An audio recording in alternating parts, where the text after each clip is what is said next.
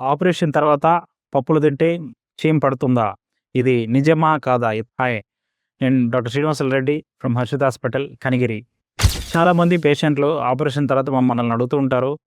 Sir, ఈ పప్పులు తింటే చీమ పడుతుంది కదా! ఇది అవాయిడ్ చేయాలనా లేదా? అది అవాయిడ్ చేయకూడదండి. ఇది చాలా పెద్ద అపోహ. ఎందుకంటే పప్పులు అనేది ప్రోటీన్. శనగపప్పు గానీ, పెసరపప్పు గానీ, శనగలు గానీ వీటన్నిటిలో అనేది మంచి ప్రోటీన్ ఉంటది. ప్రోటీన్ అనేది మనం సర్జరీ అయిన తర్వాత బోన్‌కి లేదంటే మన మజిల్స్‌కి, హెల్త్ టిష్యూస్‌కి రిపేర్ చేయడానికి చాలా అవసరం.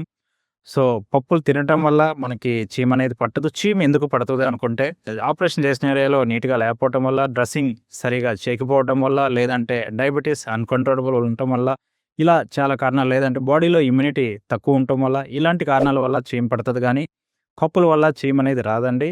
సో, టైంకి కరెక్ట్‌గా ప్రోటీన్ ఫుడ్ తీసుకోండి. ఇది చాలా అవసరం. సో, మన మజిల్స్‌కి గానీ, లేతే ఆపరేషన్ తర్వాత బోన్ హీలింగ్‌కి.